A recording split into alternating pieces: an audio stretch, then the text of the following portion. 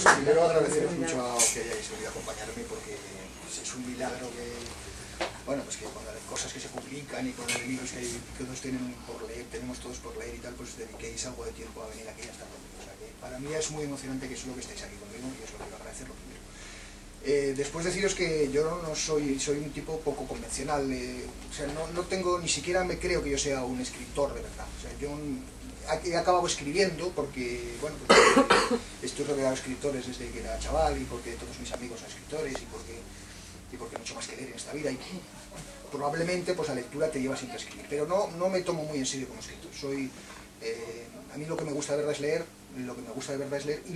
y he acabado contando algunas de las muchas lecturas que he hecho en esta vida. Y entonces siempre, pues como no leo ni por profesión, ni he hecho nunca crítica literaria, ni leo lo que me apetece, lo que me gusta en cada momento, muy dispersamente, pero siempre yo creo que con buen gusto, o sea, tengo el gusto ya educadito para saber lo que puedo leer y lo que no, y entonces pues siempre he leído cosas que me parece que pueden interesar mucho a la gente, contarlas, y eso es lo que hago en mis libros, y en este especialmente, contar cosas que yo creo que a mí me han llamado la atención cuando las he leído, y que me parece que a los demás les van a llamar la atención también, y que les van a gustar.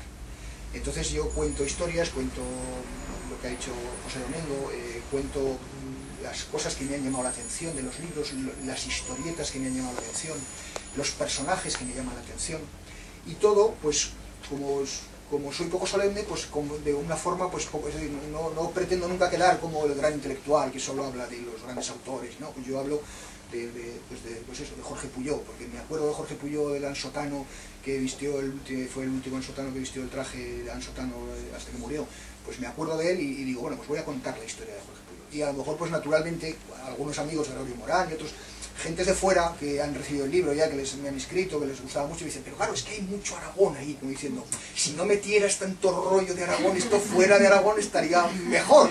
Claro, pero es que no pretendo que fuera de Aragón esté mejor, pretendo simplemente contar lo que a mí me gusta y me llama la atención. Si quisiera hacer carrera literaria, pues a lo mejor comprendería pues que no debo hablar de Jorge Puyó, primero porque era un franquista horrible y era un tipo horrible, pero me hace gracia ese Aragón que ha desaparecido y que ya la gente de mi edad aún la hemos llegado a conocer. Yo llegué a conocer 7 u 8 ansotanos, una señora se llama María Mendiara y luego 6 o 7 más, Aznárez, muchos había. Y cada donde yo subía en verano, pues se iban muriendo. Y claro, al final solo quedaron 2, Aznárez y Puyó, y al final solo quedó Puyó. Bueno, pues esa historia, reflexionar sobre ese Aragón que se nos ha muerto, sobre esa forma de entender la vida de alguien que nunca se puso un pantalón largo. Es que es algo que a nuestros hijos ya será muy difícil que les podamos explicar. A alguien que nunca se vistió normal, para entendernos, que nunca llevó un vaquero. Es que es algo ya increíble, ¿no? Que siempre llevaban su faja, su sombrero, su cachirulo, que eso lo hayamos visto hasta hace 4 días, pues también me llama la atención. Y entonces digo, bueno, pues quiero contar esta historia. Y como eso, que es un ejemplo que yo estoy poniendo, como eso todo, la vida de José Otto, por ejemplo, tampoco es muy intelectual que yo hable de José Otto. ¿Por qué? Yo sé perfectamente, claro, primero, porque la Jota tiene muchísima caspa, y hasta que le quitemos la caspa que tiene la Jota, pues no te quiero ni contar lo que hay que hacer. Pero yo creo que quitándole la caspa, la Jota es muy interesante. Y entonces, pues digo, y dentro de la Jota, ¿de quién se puede hablar? Pues hablar de José Otto, porque José Otto, un personaje que murió alcohólico porque tenía una novia, no estaba casado, José Domingo ha dicho que estaba casado, no se llegó a casar nunca con Felisa Gale, que era su novia, pero eran muy republicanos los dos, grabaron en una grabación de jotas republicanas del año 30 y tantos, muy republicanas, y entonces ellos pero claro, como toda esta gente que no tiene, o sea, que son republicanos pero luego no tienen una consistencia ideológica fuerte, ¿no? Entonces luego ellos, bueno, pues tampoco sufrieron mucho para adaptarse al franquismo, digamos, que tampoco era gente que tampoco era muy consistente, ¿no? Pero sí que no eran en absoluto fascistas ni nada, no, en absoluto, eran pasados. Entonces ellos ni se quisieron casar ni nada, entonces ellos vivían amancebados, entre comillas, que para la época era aquello una cosa escandalosa en Zaragoza, vivían amancebados. Y entonces no era su mujer, y entonces le murió muy joven, ella era muy guapa, las fotos de Felisa Gale, que era una gran cantadora también, y era muy guapa, y murió muy joven. Y ya a partir de entonces él se dejó morir, no quiso vivir, empezó a beber.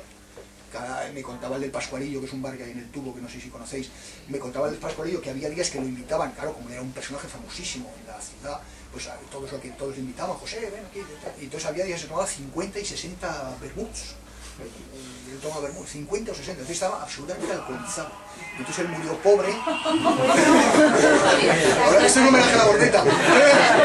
Este es el mejor. Una foto muy mejor.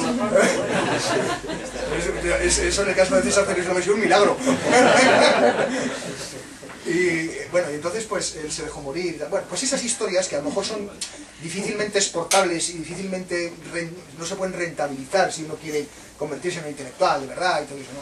Pero a mí eso me da sopla. Yo lo que quiero es divertirme, pasármelo bien, contar a la gente historias que de verdad llegan al corazón, porque a mí esas historias me llegan al corazón y son bonitas.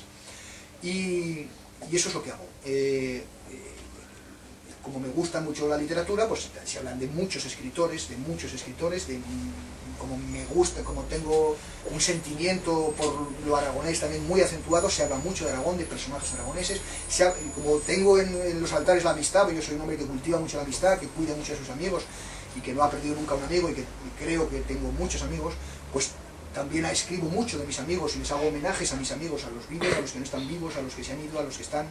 Es decir, es mi forma, lo ha dicho muy bien José, estoy allí, yo estoy en ese libro tal y como soy, sin esconderme, sin impostar, sin crearme una personalidad diferente de la que tengo.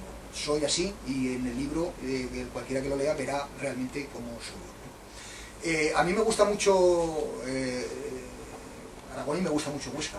Y en el libro aparece Huesca más que ninguna otra zona de Aragón, y, por supuesto, mucho más que Zaragoza, los pobres de Teruel nunca salen en ninguna parte, o sea, mucho más que Teruel, pero mucho más que mi ciudad, Y sale Huesca sin parar. Yo esta tarde, como sabía que venía, he hecho un sondeo de las cosas que hablo de Huesca en el libro y es una barbaridad, es un libro ostense, es un libro alto aragonés más que ostense, porque se habla mucho de muchos personajes del Alto Aragón, ¿no?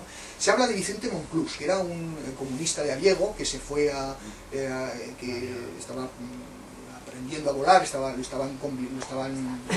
una escuela de aviación para convertirlo en piloto en la guerra civil, lo mandaron a Rusia, allí lo encarcelaron, y luego al salir de la cárcel, estuvo 18 años en la cárcel en Rusia, y ahí escribió un libro que se llama 18 años en la URSS, en el que cuenta toda su peripecia y tal, ¿no? Es un libro muy raro y muy interesante de un fulano de Abiego al que le dedico un texto. Hablo de Cajal, hablo de Panticosa, hablo de Venceslao Retana, que escribió una novela sobre Panticosa, hablo de Costa, hablo de Domingo Miral, el cheso, cuento una cosa muy curiosa, porque Domingo Miral escribió un texto cuando era catedrático en Salamanca sobre la relación de Cataluña con España, en el año, me parece que 3 o 4. Domingo Miral fue catedrático en Salamanca antes de llegar a Zaragoza, y allí leyó un discurso de apertura del curso académico, y entonces le publicaron el texto, y allí hablaba él de las relaciones de Cataluña con España. Y entonces es que lo estás leyendo y estás viendo o sea, Miral dice lo mismo que está pasando ahora, y él argumenta mucho cómo precisamente hay una prensa madrileña y mucha prensa española que azuza contra los catalanes un sentimiento anticatalanista, ¿no? Un sentimiento anticatalán. Y cómo eso favorece naturalmente que ellos se enroquen y que cada vez se hagan más separatistas porque no se sienten queridos o no se sienten en el resto de España, piensan que se les tiene manía, en fin, pero esas cosas dichas en el año 3 y ves ahora que dices, pero si muchos de estos argumentos sirven para hoy y han pasado 100 años y estamos igual, ¿no? Bueno, pues es un texto muy, muy curioso, ¿no? Hablo de Concepción de Estebarena, la poeta que murió en Jaca, hablo de Gregorio Puello, le ha contado de nuestro librero de Panticosa, hablo de Jorge Puyó, hablo de Dolores Cabrera, de Tamarita de Litera, una poeta muy desconocida pero muy interesante, hablo de Ismael Grasa, de mi amigo Ismael Grasa, que es de Huesca. Hablo de mi amigo Víctor Pardo, sin nombrarlo, pero hablo de mi amigo Víctor Pardo, porque digo, un buen amigo de Huesca me consiguió un libro sobre los asesinatos en Barbastro. Y hablo de mi amigo Víctor Pardo. Hablo de Huesca, por ejemplo, de los hermanos Saura, que su madre pues festejó con Sender aquí en Huesca. Hablo de una cosa muy bonita, muy curiosa, que yo le leí a Carlos Forcadell, que no sé si eso es verdad o no, pero claro, no puedo pensar que Carlos Forcadell no tenga los datos exactos cuando publica eso, porque al fin y al cabo es un profesional de la historia, un catedrático de historia. Él cuenta como el hermano de Sabino Arana, el fundador del nacionalismo vasco, Luis Arana, que en realidad era un gran teórico del nacionalismo vasco, más que su hermano, estaba estudiando arquitectura en Barcelona. Y en Barcelona se enamoró de la cocinera de la casa donde estaba estudiando, y esa cocinera era de Huesca, y se llamaba Josefa Egués Fernández. Egués, un apellido alto aragonés, 100% no hace falta ni decirlo. Entonces luego, como estos son como son, pues entonces le cambió los apellidos, porque dijo, yo no me puedo casar, como voy a volver al País Vasco aquí con una chica huesca, que no es de pura raza euskaldun, ¿no? Y entonces le cambió los apellidos, dice Carlos Forcadell, y pasó a llamarse inmediatamente Josefa Eguaraz Hernandorena, o en vez de Fernández, Fernandorena, y en vez de Guas, Eguaraz. Y entonces le cambió los apellidos para que sus descendientes y sus hijos aparecieran siempre ante los ojos de todo el mundo como vascos de pura cepa, cuando no eran vascos de pura cepa, porque su mujer era tan aragonesa como los que estamos aquí. Entonces, eso lo cuenta Carlos Forcadell, como a mí me dice mucha gracia, y es un, en fin, supongo que será, yo no lo he comprobado.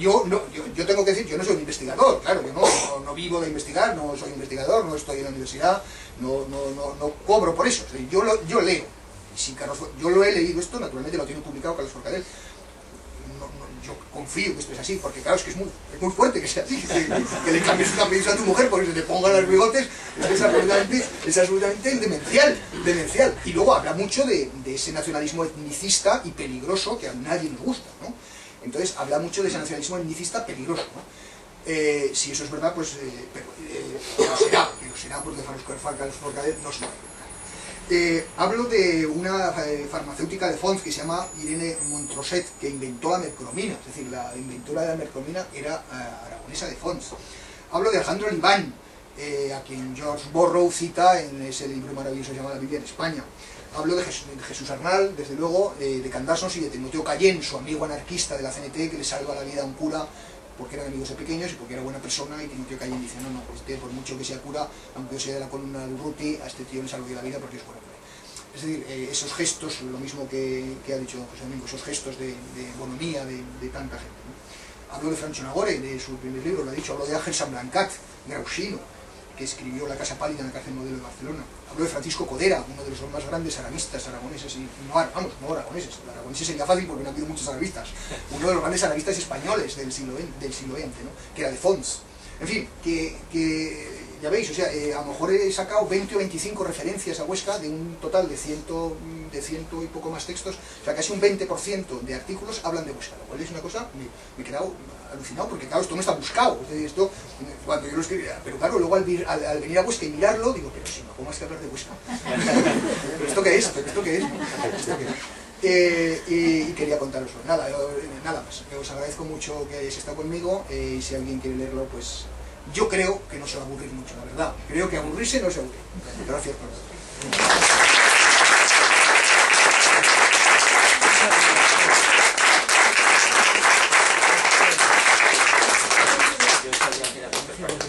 Sí, sabía que mi buen amigo que me consigue los años.